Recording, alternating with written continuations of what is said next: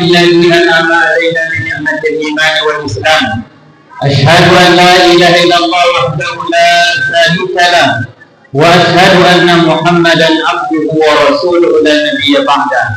اللهم صل وسلم وبارك على هذا النبي الكريم وعلى آله وصحبه ومن والاه. قال الله تعالى في القرآن الكريم: أعوذ بالله من الشيطان الرجيم.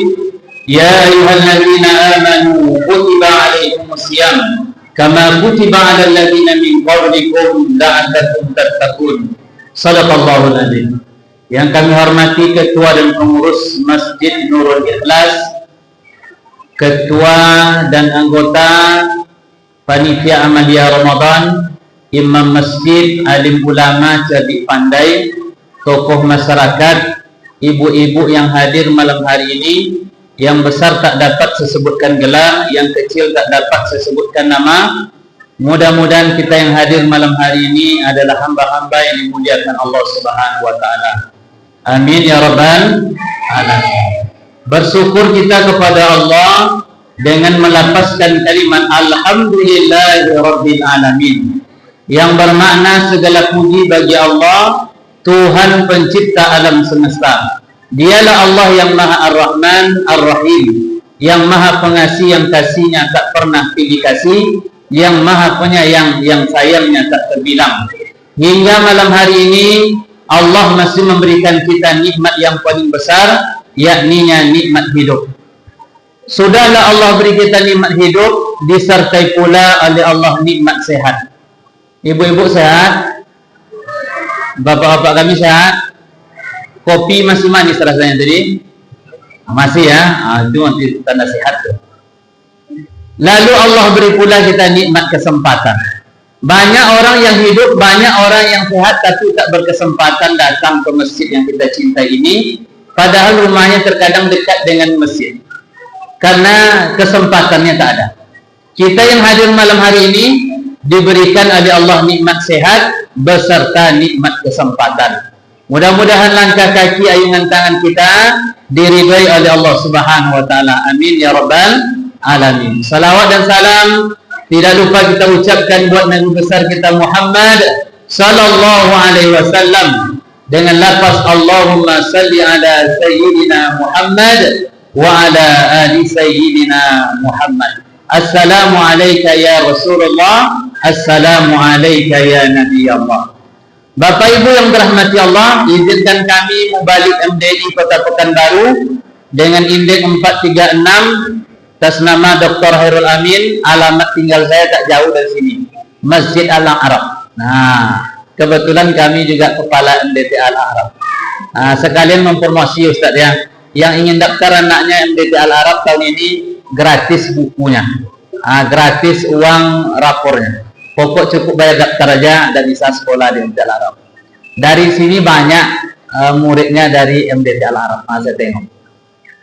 Alhamdulillah kita dapat berjumpa malam hari ini, malam ketiga ya, malam ketiga yang diberi judul oleh MDI Kota Pekanbaru, yakninya hindari hal-hal yang mensia-siakan amal ibadah kita.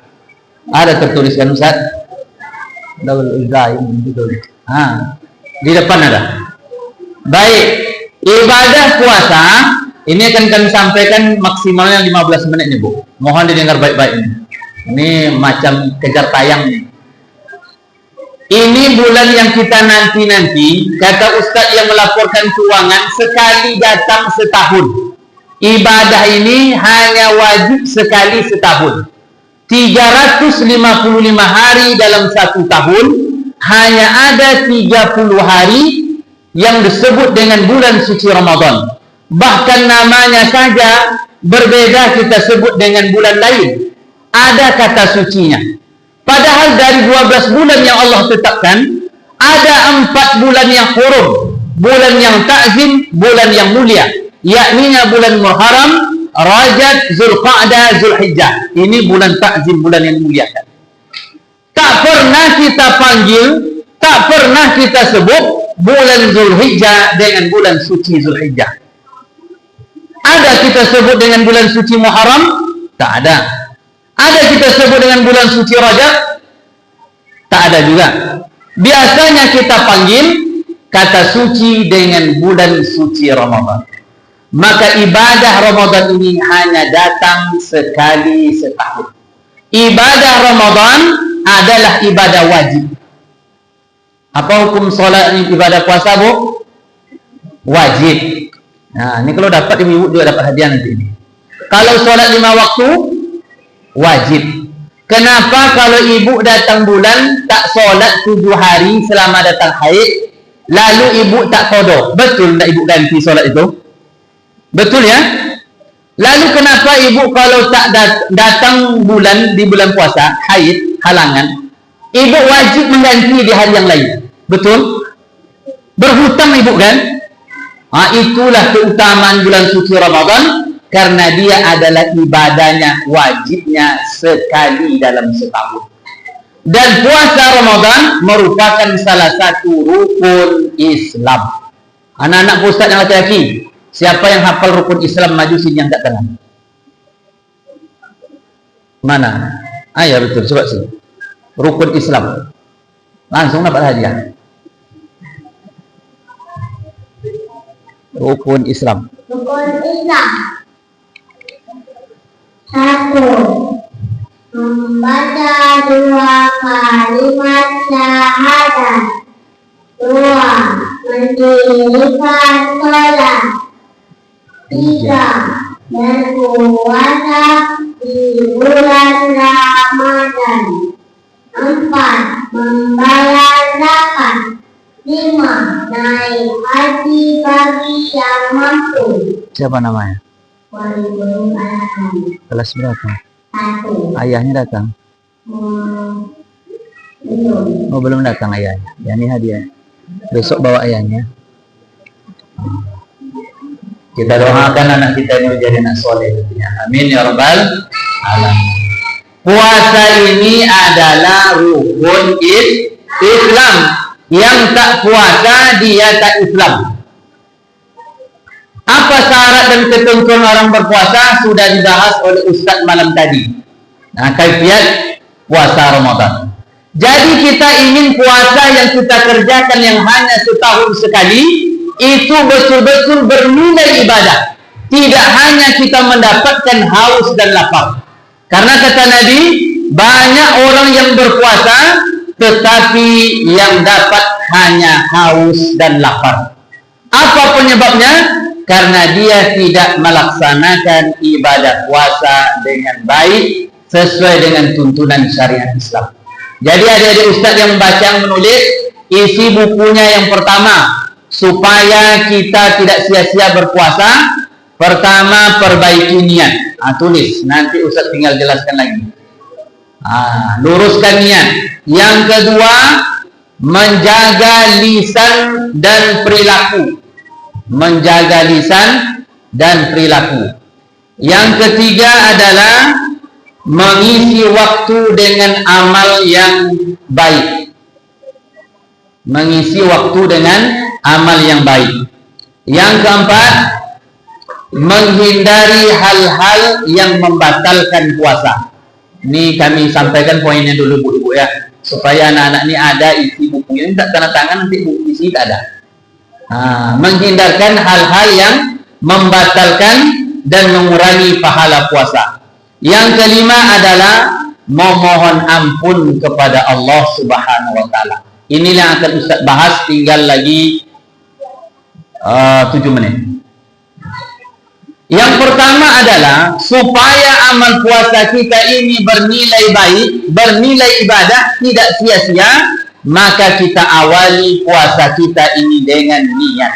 Niatnya cuma satu, lillahi ta'ala. Bukan karena mertua, bukan karena menantu, bukan karena tetangga, bukan karena kawan, karena betul-betul karena lillahi ta'ala. Walaupun ada yang berbeda pendapat, niat itu mulai waktu masuk Ramadan saja, sampai habis Ramadan tak usah diucapkan. Cukup saja makan sahur, dalam hati sudah niat untuk bersahur puasa.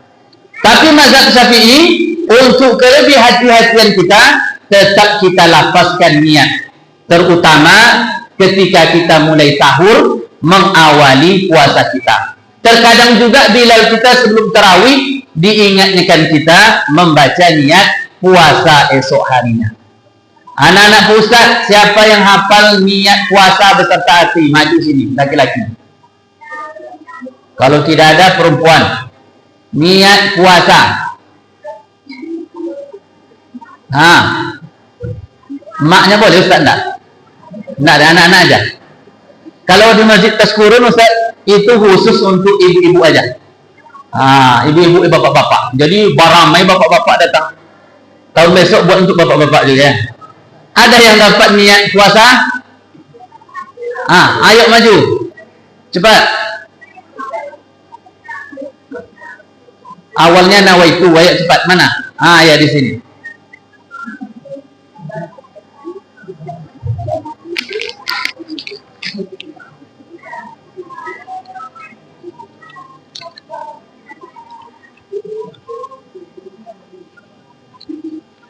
Dah, Faiz, baca. Nawaitu sawma wadin al-adai fardhalillahi fardhulil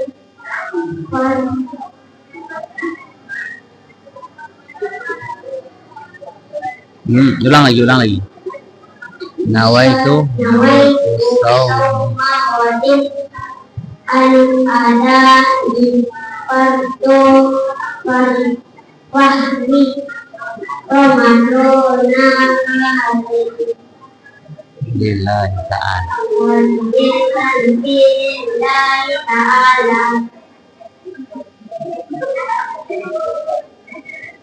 Dah, boleh tuh.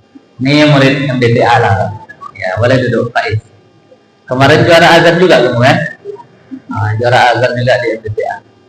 Jadi kita luruskan niat kita hanya untuk Allah Subhanahu wa ta'ala. Maka puasa kita tak akan bernilai sia-sia. Tak akan hanya dapat haus dan lapar.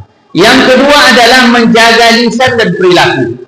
Di dalam buku yang dikarang oleh Imam Al-Ghazali, ketika Allah ciptakan ruh, Allah tanya ruh tadi. Apa kata Allah kepada ruh? Wahai ruh, man ana wa man anta. Man ana wa man anta. Siapa aku, siapa engkau? Dijawablah oleh ruh tadi dengan tunduk dan patuh. Ana abdi wa anta rabbi. Engkau adalah Tuhanku dan aku adalah penyembahmu abdi. Lalu cukup saja itu dalam diri manusia? Tidak. Ada namanya nafsu. Ketika Allah ciptakan nafsu, sebelum dimasukkan dalam tubuh kita ini, Allah tanya juga seperti Allah nanya ruh. Hai nafsu, man ana wa man anta. Dijawablah oleh nafsu tadi pakai bahasa Jakarta. Apa katanya? Gue, lo katanya. Memang kurang ajar nafsu ini. Kamu, saya. Lalu Allah coba tundukkan nafsu ini, lihatkan keindahan surga. Kalau nafsu tunduk patuh kepada Allah, tempatnya surga. Di surga semua yang haram di dunia halal. Semua yang kita takuti bapak-bapak di dunia ini, semuanya berani kita di surga. Apa itu yang kita takutkan di dunia? Babini lobi daici. Ya apa Ustaz? Keinginan ada, keberanian tak ada. Kata Dr. Mawardi, disebutkan fa'in khiftum alla ta'dilu itu bukan artinya jika engkau khawatir tidak berlaku adil, cukup satu. Bukan itu katanya. Kalau masalah adil tak adil, Nabi saja susah beradil. Nabi itu Pak. Jadi maknanya kata Dr. Mawardi, jika engkau penakut cukup satu. Jadi bapak-bapak yang istrinya baru satu, bapak satu Pak. Berarti suami penakut. Ustaz berapa? Satu juga. Sama dengan bapak-bapak, penakut juga. Mudah-mudahan kami cepat berani Bu. Amin. Ketika Allah masukkan ke surga, ditanya balik nafsu tadi, hei nafsu, man ana wa man anta. Dijawab pakai bahasa kita, engkau, aku. Begitu nafsu ini tak tunduk. Allah perlihatkan siksaan api neraka supaya nafsu ini tunduk. Ditengokkan azab siksaan yang paling rendah dalam neraka itu, paling rendah azabnya, Bu, yang paling rendah azabnya, Bu, di neraka itu memakai sandal. Ketika kita pasang sandal tadi, itu otak kita menggelegak, kulit kita meleleh macam lilin. Itu yang paling rendah azab dalam neraka. Siapa mereka yang akan memakai ini? Ini yang pas pulang tarawih membawa sandal orang lain pulang. Jadi saya ingatkan, hati-hati bawa sandal pulang. Apalagi sandal ustaz dibawa pulang. Itu bahaya lah. Nah, keluar dari api neraka. Dari neraka Allah ingatkan lagi nafsu tadi. Man ana wa man anta. Lalu dia tetap menjawab, aku, engkau. Lalu Allah berikanlah dia shaim, puasa. Tak dipenuhi nafsu, tak dapat apa-apa yang diinginkan oleh nafsu tadi, tak dapat. Makan tak dapat, minum tak dapat. Baru setengah hari baru angkat bendera putih nafsu tadi. Apa kata nafsu? Ya Allah, ana abdi wa anta rabbi. Aku ini adalah hambamu dan engkau adalah Tuhanku. Satu-satu amal ibadah yang dapat menundukkan hawa nafsu kita adalah puasa. Jadi kalau betul-betul puasa kita ini ternilai di sisi Allah, maka kita tundukkan nafsu kita. Nafsu seperti apa? Nafsu menjaga lidah menggibah. Dia kadang puasa juga, tapi ceritanya panjang. Panjang sampai ke dalam periuk kamar mandi, toilet orang pun sampai dia. Kalau kita fitnah, kita ghibah saudara kita, rusak dan sia-sia amal kita. Bahkan itu akan kita bayarkan nanti di akhirat. Kata Nabi, besok banyak orang yang membawa pahala di atas kepalanya, tetapi dia khosirun, orang yang rugi. Kenapa rugi? Habis untuk membayar fitnah, membayar ghibah, membayar hutang. Dulu waktu sekolah makan bakwan 5 bayar 1. Dah, yang sering ngutang ke kawan, janji minggu ini dah setahun pura-pura nak tahu dia, itu diselesaikan bukan di dunia saja, sampai di padang mahsyar kan kita selesaikan Bapak Ibu. Selagi hidup kita hari ini, carilah orang yang pernah kita ghibah, kita fitnah, kita pinjamkan uangnya tak kita bayar. Cari di dunia ini. Kalau tidak, kita cari di padang mahsyar. Jangankan padang mahsyar, di padang panjang aja hilang Pak, payah mencarinya. Apalagi di padang mahsyar. Di padang mahsyar itu mulai dari keturunan Nabi Adam sampai Nabi terakhir. Maka diingatkan kita supaya selamat puasa kita, jaga lisan dan perilaku kita. Ini sama dengan orang yang ingin mendapatkan haji yang mabrur. Kata Nabi, barang siapa yang datang ke tanah suci, tidak dia berkata kotor, tidak dia berlaku maksiat, maka pulang seperti bayi yang baru dilahirkan. Syaratnya 2, tidak berkata kotor, tidak berbuat maksiat. Kalau berbuat maksiat tak mungkin jamaah kita, tak mungkin mabuk, tak mungkin berjudi, tak mungkin berzina. Kecil peluangnya. Tapi kalau berkata kotor, besar peluangnya. Contoh, mulai tawaf berdesak-desakan. Dapatlah jemaah yang dekat kita dengan orang-orang yang orang India kan, Bu? Terbayang Bu orang India tuh, baunya bau kuacanai aja. Maka kita mesti tahan. Makin menjauh, makin mendokek ya Pak. Berkeringit pula tuh, gitu-gitu kan? Semakin mendokek Pak, semakin diuji zaman kita. Maka disitulah kita tak boleh mengeluarkan kata-kata kotor tadi. Tak bercarut, keluar aja sumpah serapah dari mulut kita, rusak ibadah kita tadi. Bapak Ibu yang dirahmati Allah Subhanahu wa taala, maka puasa ini menundukkan nafsu dari segala yang merusak puasa kita, bahkan membatalkan kita. Bapak Ibu yang dirahmati Allah Subhanahu wa taala, yang keempat, menghindari hal-hal yang membatalkan puasa. Terutama yang baru-baru menikah menjelang Ramadan. Walaupun istri kita halal, jauhkan sikit. Karena datang seorang pemuda ke Nabi, "Ya Nabi, boleh tak aku mencium istriku bulan puasa?" Kata Nabi, "Tak boleh." Mak parah Nabi, istri pun tak boleh dicium katanya. Pergilah anak bujang tadi. Tak lama setelah itu datang bapak-bapak yanglah termasuk kategori ulama, usia lanjut masih aktif, Pak. Bertanya dia, "Ya Rasulullah, boleh tak aku mencium istriku?" Kata Nabi, "Boleh."